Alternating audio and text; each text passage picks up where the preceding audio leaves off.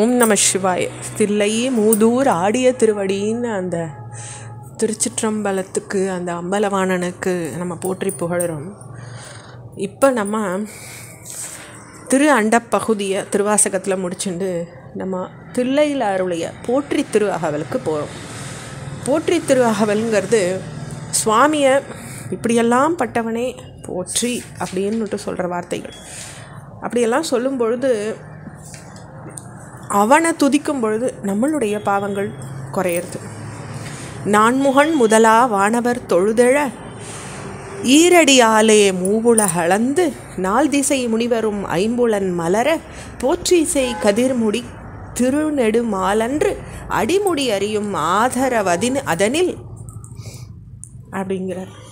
அப்போ 4 முகங்களுடைய பிரம்மா முதலிய தேவர்கள் தொழுது வழுத்தி கொண்டு இருக்கையில் 2 அடியில் 3 உலகங்களையும் அளந்தார் இல்லையா லக்ஷ்மி நாராயண பெருமாள். அதாவது வாமனமூர்த்தியாக இருக்கும் பொழுது 7 அடியில் உலகத்தை அளந்தவர் அந்த பெருமாள். அப்போ 4 திக்குகள்லேயும் உள்ள முனிவர்கள் தங்களுடைய ஐம்பொறிகள் மலரும்படி பிரகாசமான கீடத்துடைய அந்த திருமாலை வணங்கினாங்க.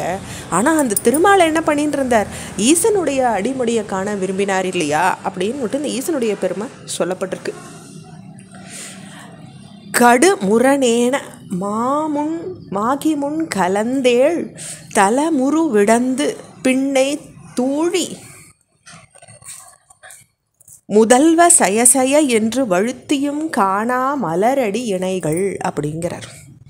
அப்போ எப்படி வேகமும் வலிமையும் கொண்ட பன்றி வடிவெடுத்து வந்து முன்ன தோன்றி 7 பாதாளங்களையும் ஊடுருவி பிளந்துண்டு அந்த திருமால் தளர்ச்சி அடைஞ்சிட்டார் வராகமூர்த்தியாக இருக்கும் பொழுது. அப்போ அனைத்துக்கும் முதல்வனே உனக்கு வெற்றி உண்டாகன்னு அந்த சிவனை வழுத்தி பின்னர் அவருடைய தாமரை திருவடிகளை கண்ட பிறகு தான் அவருக்கு அந்த இது கிடச்சிது. ஆனால் அந்த திருவடியினுடைய நுனியோ அடியோ காண முடியாத தவிச்சார் இல்லையா அப்படின்னுட்டு அந்த பெருமாள் வந்து தன்னுடைய பன்றி உருவத்தில், அதாவது வராகமூர்த்தியாக ஈஸ்வரனை துதிச்சதை இந்த வாக்கியம் சொல்கிறது. வழுத்துதற் கெளிதாய் வார்க்கடல் உலகினில் யானை முதலா எறும்பி ஈராய் ஊனமில் யோனியின் உள்வினை பிழைத்தும் மானுட பிறப்பினுள் மாதா உதரத்து ஈனமில் கிருமி செருவினில் பிழைத்துங்கிறார்.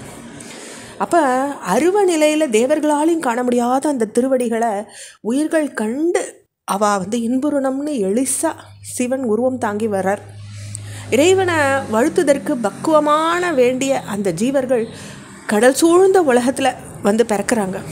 வினைக்கேற்ப அந்த உலகங்கள் அழிவை அடையிறது. அப்போ யானை முதல் எறும்பு வர பல வடிவங்களில் அவள் பிறக்கிறாள். பிறகு மானுட யோனியில் மானுடனாக பிறக்கிறாள்.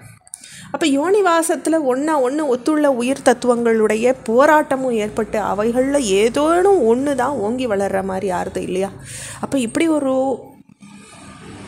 நிலையை நீ உண்டாக்குறியப்பா இறைவான்னு அது எப்படியெல்லாம் ஆறுதுன்றத விளக்குறார் இந்த இடத்துல மாணிக்க வாசகர். ஒரு மதி தான்றியின் இருமையில் பிழைத்தும் இருமதி விளைவின் ஒருமையில் பிழைத்துங்கிறார். அப்போ 1 மாதம் பூர்த்தியானதும் தான் தனக்குன்னு ஒரு தனி வடிவம் எடுத்து செயலில் தேர்ச்சி அடைஞ்சு 2 மாதங்கள் நிறைவிடும் பொழுது தனித்தனி வியக்தி வழிவடைதல் ஈடேறுறது.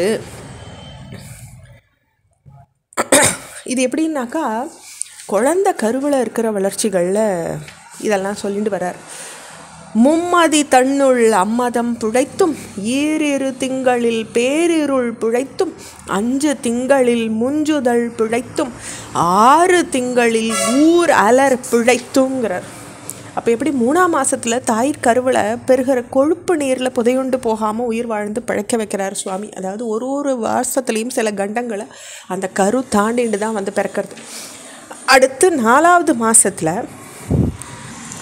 கண்ணு இல்லாது இருக்கிறதுக்கு இடையில் உயிர் வாழ்ந்து பிழைக்கிறது. 5ஆவது மாதத்தில் கரு களைஞ்சு அது எதுவும் ஆகாமல் பழச்சிக்கிறது. 6ஆவது மாதத்தில் அவயவங்கள் முறையாக அமைஞ்சு உயிர் வாழ்ந்துடுறது. 7ஆவது திங்களில் 7 திங்களில் தாழ்புவி பிழைத்தும் 8 திங்களில் கட்டமும் பிழைத்தும் 9 வருதரு துன்பமும் பிழைத்துங்கிறார். அப்போ 7, 8, 9 மாதங்களில் இயல்பாக உண்டாகிற பல துன்பங்களையும் ஈடேறி அந்த உயிர் பிழைச்சி வருது இல்லையான்னு திருவாசகத்தில் மாணிக்க வாசகர் சொல்கிறார். தொடர்ச்சியை நம்ம அடுத்த பகுதியில் பார்க்கலாம். ஓம் நம சிவாய்.